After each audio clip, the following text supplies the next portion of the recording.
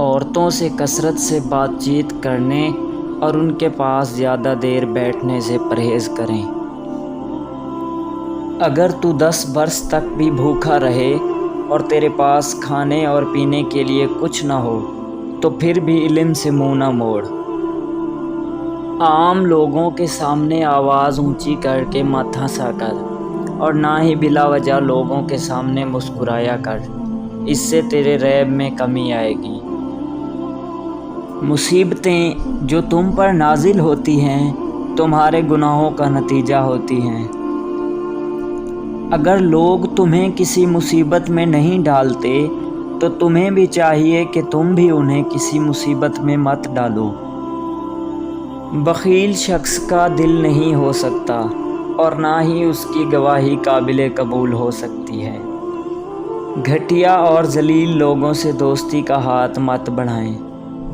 زیادہ ہنسنے سے دل مردہ ہو جاتا ہے، اس لیے کم ہنسا کریں۔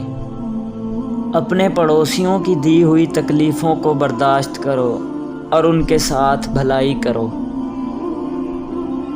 روزانہ پابندی کے ساتھ قرآن مجید فرقان حمید کی تلاوت کیا کرو اور اس کا ثواب حضور نبی اکرم صلی اللہ علیہ وآلہ وسلم کے والدین، اساتذہ کرام اور تمام مسلمانوں کو بھیجا کرو۔ اپنے دشمنوں سے زیادہ دوستوں کے شر سے ڈرو، اس لیے کہ لوگوں کی عادت میں بکثرت خرابیاں واقع ہیں۔ اب تمہارے دشمن تمہیں دوستوں کے ذریعے ہی نقصان پہنچائیں گے۔ اس بات کے جاننے میں شرم محسوس مت کرنا جس کو جاننے کی تمہیں ضرورت ہے۔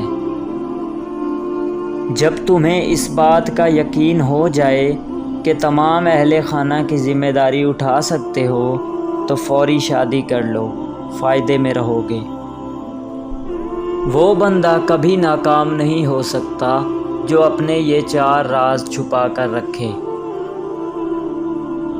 1 اپنا مال، 2 دولت، 3 اختلاف رائے کی صورت میں اپنا موقف، 4 اپنے آنے جانے کے اوقات سفر۔